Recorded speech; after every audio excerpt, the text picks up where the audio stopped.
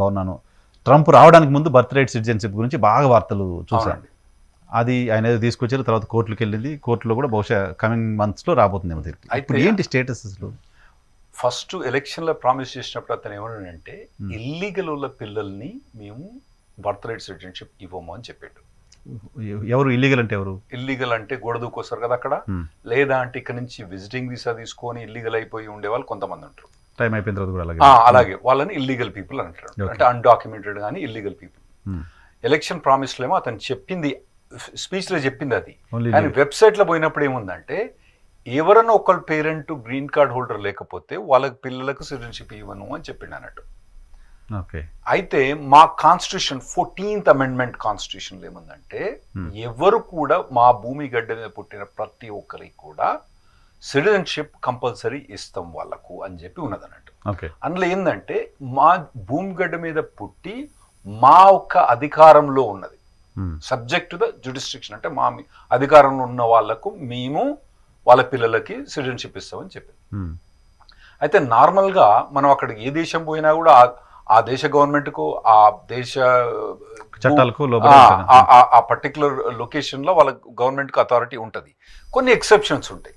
ఆ acceptable acceptance అందరూ ఉన్నది ఏంటంటే అంబాసిడర్స్ మీద మనం, అంటే ఇప్పటికి మనకు చైనా అంబాసిడర్ కానివ్వండి, యుఎస్ అంబాసిడర్ కానివ్వండి, ఇజ్రాయెల్ అంబాసిడర్ కానీ వాళ్ళకు మన పోలీస్ వాళ్ళకు వాళ్ళ మీద జ్యుడిస్ట్రిక్షన్ లేదు. ఇప్పుడు అతను ఒక యాక్సిడెంట్ చేసి ఎవరన్నా ఇన్సిడెంట్ అయినా కూడా పోలీస్ వాళ్ళు అతను అరెస్ట్ చేయడానికి అథారిటీ లేదు. కాబట్టి అంబాసిడర్స్ మీద జ్యుడిస్ట్రిక్షన్ లేదు. అంబాసిడర్స్ పిల్లలకి ఎప్పుడు కూడా యుఎస్ లో సిటిజన్షిప్ ఇవ్వలేదు, మిగతా వాళ్ళందరికి ఇచ్చాను. అయితే ఈ ట్రంప్ అడ్మినిస్ట్రేషన్ వచ్చి ఎగ్జిక్యూటివ్ ఆర్డర్ వచ్చిన ఫస్ట్ డేనే ఎగ్జిక్యూటివ్ ఆర్డర్ పాస్ చేసేమన్నాడంటే మాకు ఇమిగ్రెంట్స్ మీద అథారిటీ లేదు కాబట్టి ఈ పిల్లలకు మేము సిటిజన్షిప్ ఇవ్వము అని చెప్పి ఎగ్జిక్యూటివ్ ఆర్డర్ తీసుకొచ్చాడు. ఇది January 20th, 2025 తీసుకొచ్చాడు. ఆ 20th తీసుకొచ్చిన నెక్స్ట్ డేనే కోర్టు ఇంజంక్షన్ గ్రాంట్ చేసి అందరికి సిటిజన్షిప్ ఇవ్వాల్సిందే అంటే అది సుప్రీంకోర్టు పోయింది. ఆ సుప్రీంకోర్టు దోలేదాకా ఆ ఇంజంక్షన్ ఆర్డర్ ఉండే. అయితే ఇప్పుడు ఏమైందంటే సుప్రీంకోర్టు ఏమన్నదంటే నీ దగ్గరకు వచ్చిన ప్లెయింటిఫ్స్కి మాత్రమే నువ్వు రిలీఫ్ ఇవ్వాలి, కానీ దేశానికి మొత్తం ఎందుకు రిలీఫ్ ఇస్తానవు అని ఒకటి. ఇంకోటి ఏంటంటే 22 స్టేట్స్, అంటే మా దగ్గర 50 స్టేట్స్ ఉన్నాయి. 50 స్టేట్స్లో 22 స్టేట్స్ ఏం ఫైట్ చేసినాయంటే మా దగ్గర పుట్టిన పిల్లలకు మా వాళ్ళకు సిటిజన్షిప్ ఇవ్వాలి, ఎందుకంటే కాన్స్టిట్యూషన్ ప్రకారం ఉంది కాబట్టి ఇవ్వాలి. అంటే వాళ్ళకి ఏంటంటే ఆ పర్టికులర్ స్టేట్స్కి మాత్రం నువ్వు గ్రాంట్ చేసుకోవచ్చునేమో అని సుప్రీంకోర్టు సజెస్ట్ చేసింది అన్నట్టు. ఓకే. అయితే ఇప్పుడు గందరగోళం ఏంటంటే ఈ సుప్రీంకోర్టు అయితే decision up to July 26 midnight 11:59 దాకా వాళ్ళందరూ కూడా పాస్పోర్ట్లు వస్తాయి. పుట్టిన వాళ్ళకి బర్త్ సర్టిఫికెట్లు వస్తాయి, పాస్పోర్ట్లు వస్తాయి, యుఎస్ పాస్పోర్ట్లు వస్తాయి. ఆ తర్వాత పుట్టిన వాళ్ళకు కొద్దిగా డైలమాలు ఉందన్నట్టు. ఈ 22 స్టేట్ల ఎవరైతే ఫైట్ చేసిన స్టేట్స్ ఉన్నాయో ఆ 22 స్టేట్స్లో పుట్టిన వాళ్ళకి మాత్రం బర్త్ సర్టిఫికెట్ ఇస్తారు, పాస్పోర్ట్ ఇస్తారు, సిటిజన్షిప్ పాస్పోర్ట్ ఇస్తారు, సిటిజన్షిప్ కూడా ఇస్తారు కదా. ఈ మిగతా 28 రాష్ట్రాల్లో పుట్టిన వాళ్ళ సంగతి ఏంది అన్నది ఒక తీరు. ఇంకోటి 22 రాష్ట్రాలు కూడా ఉంటుందా లేదా సుప్రీంకోర్టు నెగిటివ్ డెసిషన్ వస్తుందా అన్నది గందరగోళం ఉంది ఇప్పుడు. ఓకే. ఇప్పుడు సుప్రీంకోర్టు తీర్పు ఎప్పుడు వస్తుంది? ఫైనల్ తీర్పు సుప్రీంకోర్టు హియరింగ్ అక్టోబర్లో ఉందండి. కాకపోతే ఇది October 2025 హియరింగ్ ఉంది. అక్టోబర్ ఇది దాదాపుగా మేము అనుకుంటే కొద్దిగా హియరింగ్ బాగానే ఎక్కువ నడుస్తుంది. జనవరిలో మటుకు January 2026 మటుకు మాకు ఫైనల్ డెసిషన్ వచ్చే ఛాన్స్ ఉంటుంది. అంటే February 19th, 2025 నుంచి మళ్ళా దాదాపుగా ఏడాది మటుకు ఉన్న పుట్టిన పిల్లలకు వాళ్ళు మరి సిటిజనా కాదా అన్నది మాకు January 2026లో తెలుస్తుంది. అయితే ఇప్పుడు ఎవరన్నా ఒక పేరెంట్ గ్రీన్ కార్డ్ హోల్డర్ కానీ యుఎస్ సిటిజన్ అయితే మాత్రం వాళ్ళకి కంపల్సరీ గ్రీన్ కార్డ్. అలా కాకుండా మన దగ్గర నుంచి పోయిన వాళ్ళు చాలా మంది రకరకాల వీసాల మీద ఉంటారు కదా, ఇప్పుడు వాళ్ళందరూ కూడా ఎగ్జిక్యూటివ్ ఆర్డర్ కింద వస్తారు. ఏది F1 మీద కానివ్వండి, H1 మీద కానివ్వండి, O1, P1, Q1, L1, B2 వీళ్ళందరూ కూడా ఆ ఎగ్జిక్యూటివ్ ఆర్డర్ కింద వస్తారు అన్నట్టు. ఇంకోటి మీకు స్టాట్స్ చెప్పాలంటే అక్కడ 3 పిల్లలు పుడితే ఒక పిల్లలు ఈ జ్యూరిస్డిక్షన్ కింద వచ్చే ఛాన్స్ ఉంటుంది ఎగ్జిక్యూటివ్ ఆర్డర్ కింద. ఎట్లా అదేంటి? అంతమంది పుడతాను అన్నట్టు. నార్మల్గా మీరు తెలుసు కదా, యూరోపియన్ కంట్రీస్లో అమెరికన్స్ వాళ్ళ పిల్లలు కొద్దిగా ఎక్కువ కనట్లేదు. ఓహో, ముగ్గురులో ఒకరు ఈ పరిస్థితి దీనిలోకి వస్తారు. అవును, ప్రతి ముగ్గురులో ఒకరు ఈ Oh my God. Executive order కిందకి వస్తారు. More than 30%. అందుకోసం ఇది చాలా ఇంపార్టెంట్. ఇది Mhm. ఇది హిస్టారికల్ డెసిషన్. ఇది సుప్రీంకోర్టు ఇటు డెసిషన్ ఇచ్చినా అటు డెసిషన్ ఇచ్చినా అన్ని పార్టీ వాళ్ళు క్లోజ్ గా వాచ్ చేస్తాను సుప్రీంకోర్టుని ఇప్పుడు.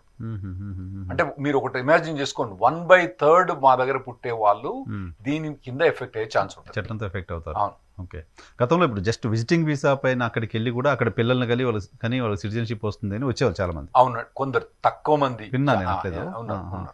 ఇప్పుడు కూడా ఉందా అది? లేదండి, వాళ్ళు వచ్చినప్పుడు లేడీస్ మంచిగా మొత్తం చెక్ చేసి ప్రెగ్నెంట్ ఉంటే వెనకకు పంపిస్తుండ్రు.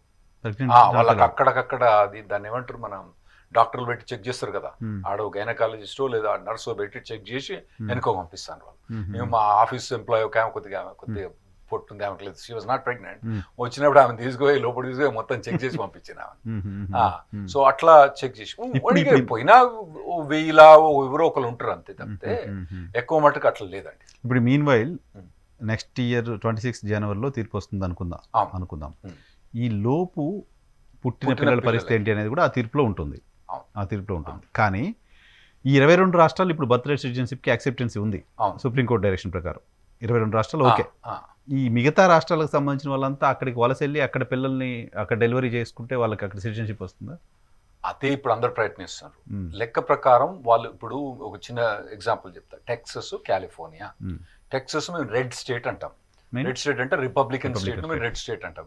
కొన్ని ఎట్లు ఉంటాయంటే red state, blue state, grey state అంటాం. బ్లూ స్టేట్ అంటేనేమో డెమోక్రాటిక్ స్టేట్స్, గ్రే అంటేనేమో అప్పుడు అటు ఇటు మారుతా ఉంటుంది అన్నట్టు. టిపికల్ గా మీకు కాలిఫోర్నియా, న్యూయార్క్ అన్నది బ్లూ స్టేట్, టెక్సస్ అన్నది రెడ్ స్టేట్.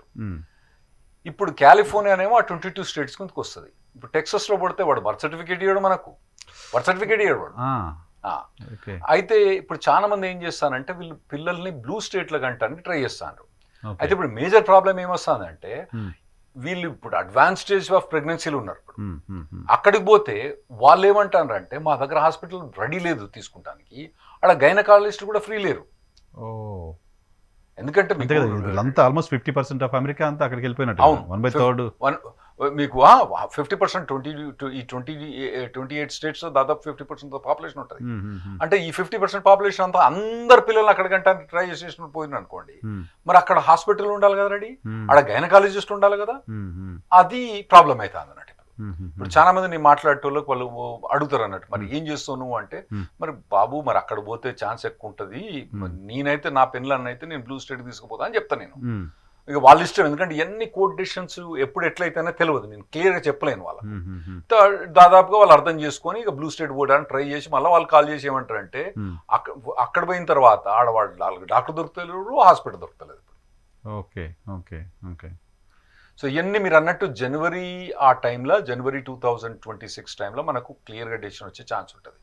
నా ఉద్దేశం ప్రకారం ఇది మొత్తం అన్కాన్స్టిట్యూషనల్. కాకపోతే సరే నేను లాయర్ను ఒక సైడ్ ఆర్గ్యూ చేస్తాను కాబట్టి ఒకవేళ డెసిషన్ ఇచ్చినా కూడా నేనేమనుకుంటానంటే ఇంతకుముందు ఇటువంటి ల్యాండ్ మార్క్ డెసిషన్స్ వచ్చినప్పుడు కూడా అప్పటిదాకా పుట్టిన పిల్లలకు సిటిజన్షిప్ ఇవ్వవచ్చును అని నేను అనుకుంటున్నాను. At the time of judgement. ఆ తర్వాత నుంచి పుట్టే పిల్లలకు ఇవ్వరేమో, ఒకవేళ జడ్జిమెంట్ ట్రంప్ ఫేవర్లో వస్తాయని నేను అనుకుంటున్నాను. కానీ ఇప్పుడు తల్లిదండ్రులు అనుకోండి, వాళ్ళకి ఏముంటుంది, ఇప్పుడు మా పిల్లగాని కనుక రాలేదనుకోండి, మళ్ళా వాడు మొత్తం F1 H1 ఇమిగ్రేషన్ లాయర్ రావాలంటే ఎంత ఇబ్బంది. సో వాళ్ళు అది వాళ్ళు అవాయిడ్ ట్రై చేయడానికి వాళ్ళు వేరే స్టేట్ మోడల్ ట్రై చేస్తాను. బట్ ట్రంప్ ఆర్గ్యుమెంట్లో ఎప్పుడైతే ఎగ్జిక్యూటివ్ ఆర్డర్ తీసుకొచ్చారో ఆ రోజు నుంచి పుట్టిన వాళ్ళందరికీ కూడా సిటిజన్షిప్ ఇవ్వద్దు అనే ఆర్గ్యుమెంట్ చేస్తున్నారని విన్నాను. అవును, అతని ఆర్గ్యుమెంట్. అతను ఎగ్జిక్యూటివ్ ఆర్డర్ జనవరి 20th పాస్ చేసినా కూడా ఎఫెక్టివ్ డేట్ ఎగ్జిక్యూటివ్ ఆర్డర్ ఫిబ్రవరి 19th పెట్టిండు. ఫిబ్రవరి 19th of 2025. అతను ఇప్పుడు కూడా సుప్రీంకోర్టులో ఆర్గ్యూ చేసేది ఏంటంటే, ఈవెన్ దో వీళ్ళకు ఇప్పుడు పుట్టిన పిల్లలకు పాస్పోర్ట్లు వచ్చినా బర్త్ సర్టిఫికేట్ వచ్చినా కూడా ఫిబ్రవరి 19th 2025 నుంచి కూడా ఎవరికి కూడా సిటిజన్షిప్ ఇవ్వకూడదు అన్లెస్ వాళ్ళ తల్లిదండ్రుల్లో ఒకరు మాత్రం గ్రీన్ కార్డు వాళ్ళు ఉంటే తప్పితే వాళ్ళకి ఇవ్వకూడదని అతని ఆర్గ్యుమెంట్. ట్రంప్ ఆర్గ్యుమెంట్ అదే, మొదటి నుంచి అదే, ఇప్పుడు కూడా అదే. ఓకే. సో ఒక పేరెంట్ ఎవరో ఒకరు గ్రీన్ కార్డు హోల్డరు అయి ఉన్న వాళ్ళు కాకుండా ఉండే పిల్లలు ఎంతమంది ఉంటారు సార్? ఆ రేషియో ఎంత ఉంటుంది? 1/3 అని చెప్పిన కదా. అంటే 1/3 ఎవరు ఒక్కరు కూడా పేరెంట్ గ్రీన్ కార్డ్ హోల్డర్ లేని వాళ్ళే 1/3 ఉంటారు. అంటే మీరు ఒకటి అర్థం చేసుకుంటలేరు. మీరు ఏంటంటే ఇప్పుడు నాన్ ఇమిగ్రెంట్ పాపులేషన్ ఒకటి ఇది మన తెలుగు వాళ్ళు అని మీరు అనుకుంటారు. ఒక తెలుగు వాళ్ళు కాదండి, ఆడ మెక్సికో నుంచి వచ్చిన వాళ్ళు ఉంటారు, గౌతమేలా నుంచి వచ్చిన వాళ్ళు ఉంటారు, వేరే కంట్రీస్ నుంచి, సౌత్ అమెరికా నుంచి చాలా మంది వస్తారు అన్నట్టు. వాళ్ళందరూ ఉంటారు కదా, వాళ్ళందరూ కూడా కౌంట్ చేయాలి కదా. లీగల్ మైగ్రెంట్సే కదా ఎవరు? మాక్సిమం ఇప్పుడు మనోళ్ళు లీగల్ మైగ్రెంట్స్ వాళ్ళు కాదు. ఈవెన్ నార్త్ అమెరికా నుంచి వచ్చిన సౌత్ అమెరికా నుంచి వచ్చిన వాళ్ళు వాళ్ళు గొడవకు వస్తారు. Okay okay. ఆడ బార్డర్ 3000 కిలోమీటర్ల బార్డర్ ఎంతని ఘాటు చేస్తారు, గోడదూకి వస్తారు. అందుకోసం ఇతను బార్డర్ వాళ్ళు కట్టాను కూడా ఇప్పుడు బడ్జెట్ లో వాళ్ళు పాస్ అయింది అవన్నీ. వాళ్ళు గొడవకు వస్తారు, వాళ్ళకి ఏం అవసరం లేదు. బట్